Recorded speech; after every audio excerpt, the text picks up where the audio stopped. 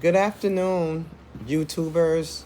This is Cheryl the Pearl coming back to you. Haven't been on a video and did a video in a couple of days. However, I have updates um from the last video. I said I want to be consistent in getting on here and talking about the things that's going on. And again, I give thanks to God for DoDash, that young lady who come on here all the time, and she's talking about the things she's going through. She's talking about the journey she's going through, and she's inspiring us to get on here and do the same. So I'm thankful to her. I'm thankful to God for her, and I know that the Lord wanted me to come on here and just at least start, because he kept, yeah. So he keeps talking to me about lecturing. I don't know what to lecture about, so I'm lecturing about the things that's going on. And recently, I've had one of the things, first of all, one of the things that DoDash was talking about was learning how to monetize, learning how to come on and talk on YouTube, and just going on and learning how to do it. And I got a confession: um, I have never, I've never thought about going on YouTube to learn how to get on here and learn how to do a video. I've never done that. I've gone on YouTube to look up other stuff that I've needed, emergencies, like I'm having a problem with my iPhone. I would research on YouTube what to do about it, what are possible fixes for them, for recipes, for different things that I like. But I have never gotten on here to find out how to get on here and talk on YouTube. I figure you just get on and talk. I mean, I guess I thought that way, because if I didn't, I would never have started. So I guess I'll look on, I guess I'll research that now that I know that I could do that. I didn't want to get into, I just didn't want to get into researching and reading and researching to the point where I never did it, I think. So I probably never, ever even thought about getting around to doing that. If I did, I forgot it and just came on.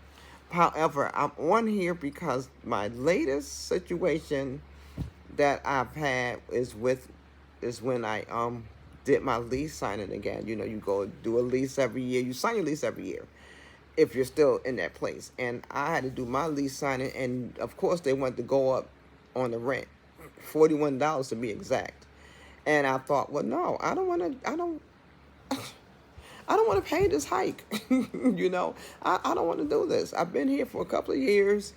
You know, they have not had me terrorizing the other tenants. I mean, basically, no, not basically, but mostly, gracefully, the favor of God has been on me.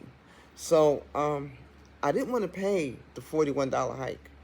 So when I went down there to do my lease, the lady was saying, told me what it was going to become, and just let me know right off the rip. And I told her no. I said, that's too much. That's too much. I mean, who does that? Who goes up that much on rent?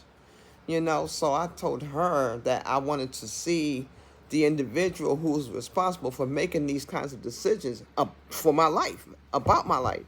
So I said, I'll hold off on signing it until then. She just automatically took the stuff back, like, I said, yeah, because I don't agree. It's got to be an agreement. I don't agree. So after a day went by, I went down there and I said, you have enough. I said, I don't want to wait too long to do the leasing, to do my lease. Is there going to be, have you contacted that person? And she looked at me, she said, well, no. She said, I'll get you an answer. I said, okay, because I don't want to wait too long. I don't want to see an eviction notice. I don't want to see none of those things. I didn't say that, but I was thinking that. So I said, okay, and I waited another day. And the next day, I think it was late morning, early afternoon, she called me. And I'm still tired because I work at night, and I sleep, when I come home.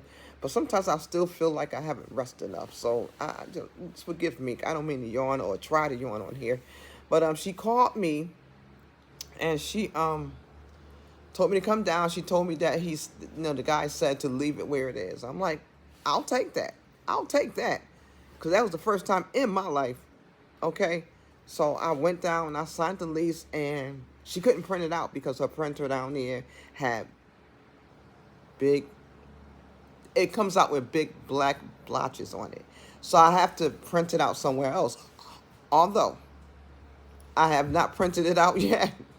And I've been to a library, mind you, but I haven't printed it out yet. So I could have even went to my one of my kids' house and did it, but I haven't gotten around to doing that yet because, like I said, you work at night and you're older like myself. You know, you take some time to rest. You value that time to rest, and you don't use that time as an excuse to not go out and do X, Y, and Z. It's just you just need more rest than when you were younger. So I signed the lease, but she couldn't print it out. So I have not printed out my lease yet. And so I said, well, I'll just go back down there, you know, before this week is out and ask them if their printer is good. And could she print it out? They get enough money from me. I got to pay to print out my lease too. So I'm like, kick rocks. I'm going down there and they're going to just print it out for me somewhere. Somebody's office. I know the office manager, the office assistant manager, I think she is. She's got to have one in her office. Print out my lease, please. Yep. So I'm going to do that. And, but I said that to say that I forget that this lease is a contract. Contracts are negotiable. And God does show favor on us when we exercise our right to say, no, I need better terms. I need more favorable terms. This is enough.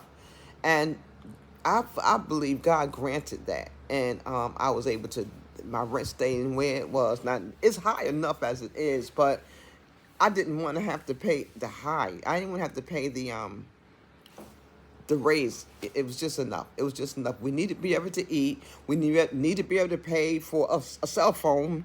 We need to be able to, you know, commute back and forth to work. Like myself, I get on the bus. However, I want to be able to get myself a struggle buggy at some time or another.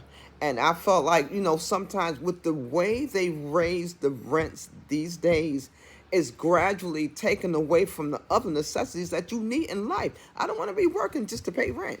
So I think I had just had it and said no. And it's not usual. It's not usual for me to even be like that about an agreement, you know. But I had enough, you know. It's like, you know, what is I had questions for that man. I even had conversations and questions for that man as to how is he running this place? What are you trying to accomplish? Because whatever you're trying to accomplish is affecting my life in a way that is making me want to cry. Can you please make me understand? You know, but no, he didn't come out. He just told the lady to leave away. And I'm like, you okay? Because sometimes people, they run things. And the way they run things according to the way they think about you, or they run things according to the way they live, or both, you know, according to the way they live and the way they think. And I feel like he running things according to the way that he think about us, the way he think about us renters. He's running things according to the way he think. And I felt like, okay, because we got people in this building who have, you know, been in shelters and whatnot. And that happened. That's been happening, of course, a lot. And even I've been in a shelter a couple of times before, so I know what that's like. And so, but they're these people that were in shelters, they were living on the streets before they got in the shelters, or, you know, and got the help they needed. So the ways, you know, living on this, what they had to do while they were living on the streets, they're bringing those kinds of habits and ways of living into this place. And it's just been crap. Stuff gets stolen. Stuff get broken, the doors get broken, and, you know, it's just little things that happen. Folks sleeping in the hallways. It's just the little things that happen that, you know, you think about the person that is the manager.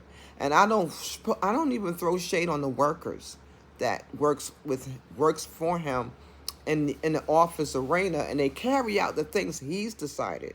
So I don't throw shade on them at all. That's why I told her, look, I'm going to skip you. I want to see your boss because he's the one that makes these decisions. I need to talk to him.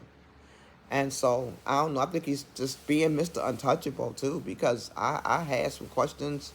I had some concerns.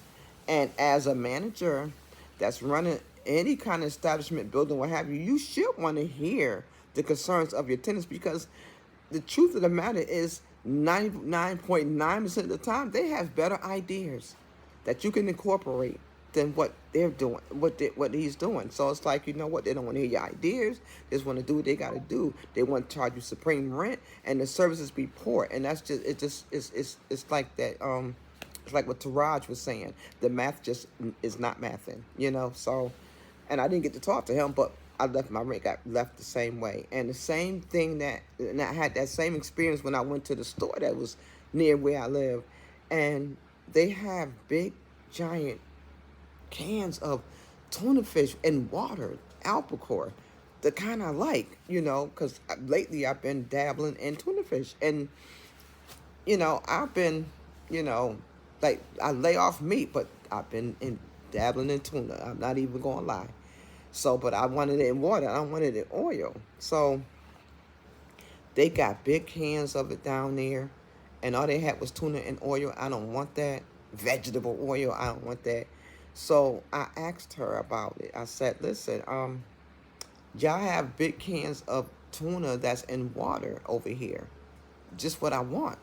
It's a lot of it, but the tag on that thing is too high. I would be willing to, can you ask your owner, ask the owner of this establishment, would he be willing to allow me to pay half? And I'll take it for half the money that is on that thing, on that the tag that's on it. I will take it for half the money. And she was like, oh, well, I can, well, she said, well, no, you can go ahead and get it. You can get it for that much. I said, okay. So I went and got it. And when I brought it back to her to pay for it, I said, you know, that those cans been up here since before you all got here. I said, and you know, if you would just charge half of what is on that tag, you could probably move that stuff off the shelves. And, you know, I'm having all these ideas about what they can do with that store down there, because they have really filled it up. They have really did some really good things with that store, the little artistry on there. It was just, it's really cool. And, you know, I have ideas about what they can do with that store. I'm like, you know what? Some of that stuff on the shelf since before you got here, you can get that stuff off the shelf if you charge half or a little less than half. And you can get that stuff out of there. I mean, I feel like whoever the owner is not really thinking about the customers. They're just putting stuff in there, and they're not paying attention to what people like. And like when they have things that run out down here. Okay, that's a clue. Restore that stuff, the same brand, the same thing, everything. It's a clue.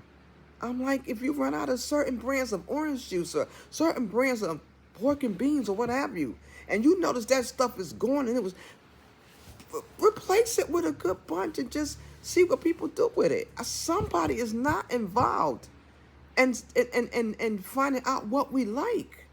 And I'm thinking, oh my God, they got a good thing going on down here. But please pay attention to your customers and what they like and what they run you out of, so you can put that stuff right back. Why would you wait an eternity to put stuff back that ran out? That's I mean, people will come in just because you care about what they like, and you care about making sure it's right back in there. It's called excellence. I mean, you want excellent money, again, excellent service. So, I mean, we can make deals in the stores too. I mean, we ain't trying to be ridiculous, but we can, you know, be reasonable about it. You know, try to be fair. But we can make deals in the stores too. And I thought, gosh, God, your favor is on me. Your favor is everywhere I go. And thank you for showing me that it's your favor, because I don't take credit for none of that. None of that. The fact that I even was to a point where I'm not willing to pay this, or I'm not willing to pay that, the fact that I got to that point was not me, it's God.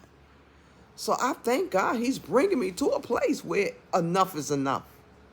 And it's not to get out here and be all bullyish and everything, but it's to say, no, let's talk about that. Oh, no, let's, you know, because I can give those people down in the store, and I don't know everything, but I can give them ideas about what they can do, only because I wonder for myself why. And I got notifications hitting I'm so sorry.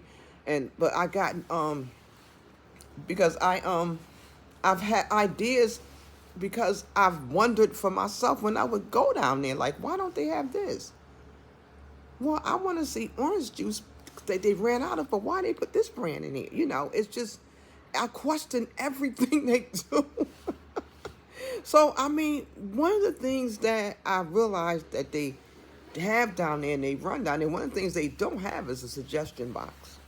It's like, are you too prideful to get the suggestion of your customers that we're the one patronizing your establishment and it's about to get winter and whatnot? No one's going to be wanting to go walk up the street or go anywhere to get what they need, or a piece of trinket or whatever they need, or a piece of milk or a thing of eggs. They're going to want to be able to come right here and not have to go no further if they don't want to. And you need to make it worth their while, you know.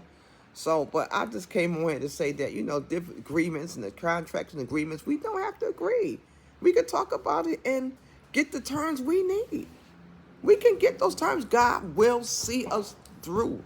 He will see us to getting those terms we need. It's just, you know, it's getting to a point where you're saying enough is enough. Because I remember that feeling that way at work. Enough was enough. You know, you have there's a lot of Haitians and Africans and Nigerians, I believe, that's, you know, came to this state, came to this country, and they will push and nudge you out of places where, you know, before they came, we was good. Oh, at my job, there was a place, you know, I had in our department, you go to your station, you can choose your station, and, you know, this is where you're going to work, whatever, but then we have that huddle, and then we go back to the stations we chose. You have, for me, something happened there at my job where I chose a station, and I was really tired of the fact that they push and nudge you around. So this day I was just like, I'm not going to be moved. I'm not walking away, nothing. And I'm going to have to tell you that story, though. I'm going to have to tell you that story another time because I don't want to be too long here. I just wanted to come on here and talk about the fact that agreements and contracts can be renegotiated with favorable terms. I remember listening to this prayer. I don't know if, well, whoever's not responsible, but whoever is familiar with Bill Winston and his son David Winston. He had a 5-minute prayer on YouTube, I guess. It's a 5-minute prayer. Listen to that prayer. That prayer talks about contracts, negotiations with favorable terms, assets, no money. The prayer he prayed was powerful. And I listened to that prayer for days, that led up to me with my with doing my lease again, which I really wasn't. I listened to it because I liked what he prayed about. I liked the prayer that came out. And it didn't occur to me that, you know, when I went to do my contract, my lease, it was like, because I was thinking to myself, I read someplace where they said it's going to put a cap on the rents being raised. And I'm like, does that not apply to us? So, you know, and I think I was tired. I didn't want to pay any extra, you know, for the rent. And I have plans to, you know, getting somewhere else, but I don't want to be broke on my way there. I need to be able to have money to pay to get there. Not to mention, I want to be able to get my deposit that I left, that I put down here. I want to be able to leave with that. So, yeah, but it just reminded me of what I heard over and over again. And that really came to life in my situations where my rent was concerned, where going to the store was concerned, and making different deals, making a deal with this with the store owner, but the lady took upon herself to make that executive decision. And I was like, fine. I ain't questioning it. I'm not even concerned about whatever repercussions might happen. You agreed, you know, I'm good. And it reminded me that, you know, this is real. This is true. You know, that prayer came about because that is God's promise for us as his people. So, yeah, but I just wanted to come on and talk about that. And I'm going to come on and talk about the other stuff another time. And, you know, the lessons that are there that I never thought about. So, thank you for listening. sorry I took so long. I wanted to come on in here because I wanted to be, I feel like I'm one of her disciples, Dodash, you know, coming on here talking. I feel like I'm one of her disciples, you know, coming on, because she inspires me. She inspires me to come on here and do this. So I'm fine with it. Now I know I'm gonna have to just cast away all the cares about the things and the people that may come across this video. And I just really, my prayer is that they're blessed. Okay. Thank you for listening. Have a good and blessed day, and peace.